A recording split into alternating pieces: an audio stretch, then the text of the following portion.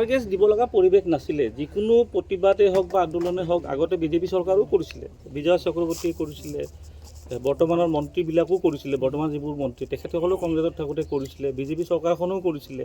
কেতিয়াবা চৰকাৰৰ বিৰুদ্ধেও চৰকাৰৰ বিধায়কে কৰে, সেইটো কোনো ডাঙৰ কথা নহয়। কিন্তু তিনিটা বেৰিকেড থকাৰ পাছত তাত তেনেকুৱা কি পৰিস্থিতি আহিল যে টিয়াৰ গেছ দিবলগীয়া হ'ল?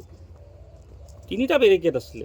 যোৱাকালি মুখ্যমন্ত্ৰীৰ মই এটা ভাষ্য চালোঁ যে গভৰ্ণৰ নাথাকাকৈ কেনেকৈ কংগ্ৰেছী মানুহ তাত ধৰ্ণা দিব গৈছিলে, গভৰ্ণৰ নাছিল বুলি কৈছে।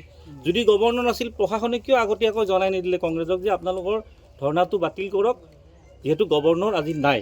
তাতেতো কোনো ল'ৰা ধেমালি কৰিব যোৱা নাই। এতিয়া গভৰ্ণৰ আছে নে নাই কংগ্ৰেছৰ নেতৃত্বক গম পোৱাবৰ কাৰণে চৰকাৰখনৰ দায়িত্ব আছিল বা প্ৰশাসনৰ দায়িত্ব আছিলে।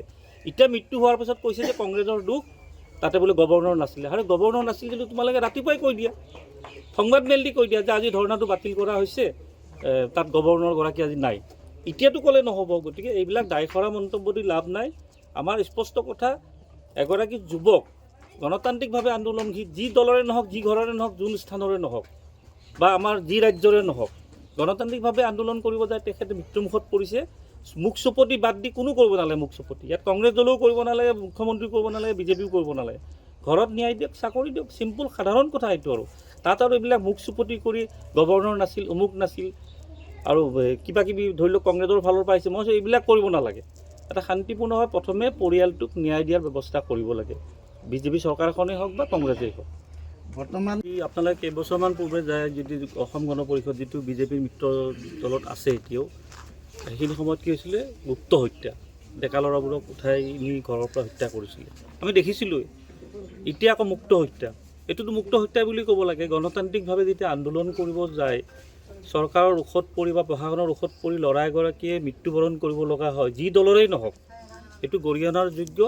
আৰু চৰকাৰখনে কিন্তু ইয়াৰ উচিতটো মানে বিজেপি দলেই হওক বা চৰকাৰখনে ইয়াৰ কিন্তু এটা উচিত প্ৰত্যুত্তৰ অসমৰ ৰাইজৰ পৰা খুব সোনকালে পাব। ইয়াত কোনো বেলেগ কথা আহি পৰা নাই। বিজেপি বিৰোধী আন্দোলনত বিভিন্ন দল সংগঠনে বিভিন্ন ধৰণে কৰি আছে, অসমৰ ৰাইজেও চৰকাৰখনৰ কামৰ প্ৰতি অতিষ্ঠ হৈছে। গতিকে তেনে আন্দোলন কৰিব যায়, যি কাৰণতেই নুঢুকাক কিয়, মুখ্যমন্ত্ৰী নিজৰ ব্যৰ্থতা স্বীকাৰ কৰিব লাগে।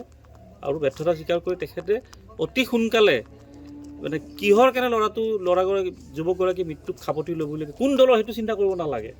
এটা ব্যৱস্থা গ্ৰহণ কৰি শাস্তি দিব লাগে দোষীক। আমিতো প্ৰথমৰ পৰা গৰিহণা দি আছোঁ যে যিগৰাকী পুলিচ বিষয়া জড়িত আছিলে এই টিয়াৰ গেছৰ লগত, তেখেতক গ্ৰেপ্তাৰ কৰিব লাগে, তেখেতক চাকৰিও বৰখাস্ত কৰিব লাগে। আৰু বেলেগটো আমি একো বিচৰা নাই। দাদা, তেওঁৰ পত্নীৰ মানে সুৰক্ষাৰ কাৰণে কিবা মুখ্যমন্ত্ৰীলৈ অনুৰোধ জনাব নেকি?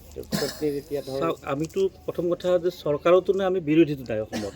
আমি এটা তৃণমূল কংগ্ৰেছ সৰ্বভাৰতীয় পৰ্যায়ৰ দলতে আমাৰ ধৰি লওক পশ্চিমবংগত চৰকাৰ আছে। সেই ফালৰ পৰা মুখ্য বিৰোধীত আছে কংগ্ৰেছ। কংগ্ৰেছৰ সভাপতিগৰাকী ইতিমধ্যে কৈছে যে চাকৰিৰ কাৰণে মুখ্যমন্ত্ৰীলৈ এখন পত্ৰ আজি লিখিছোঁ। আৰু মই ভাবোঁ সেই পত্ৰখনত অসমৰ মুখ্যমন্ত্ৰীগৰাকী অনতিপলমে কোনো বিতৰ্ক নোহোৱাকৈ পৰিয়ালৰ এটা চাকৰিত দিব লাগে। তাত যাতে কোনো ধৰণৰ বেলেগ কথা আহিয়ে নপৰে।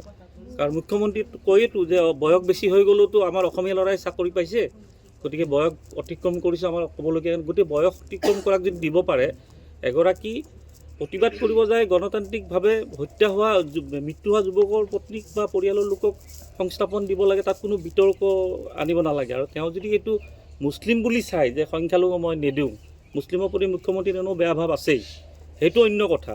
আৰু যদি তেওঁ মানৱতাৰ খাতিৰত চায়, মই ভাবোঁ তেওঁ এটা সঠিক সিদ্ধান্ত লৈ পৰিয়ালক এটা চাকৰি দিব খুব সোনকালে। টিয়াৰ গেছ দিয়াৰো এটা নিয়মাৱলী থাকে। সিদিনা দেখা গ'ল যে টিয়াৰ গেছ যিকোনো খবৰৰ বাবে যোগাযোগ কৰক 7099017330 লগতে 7099017110 নম্বৰত।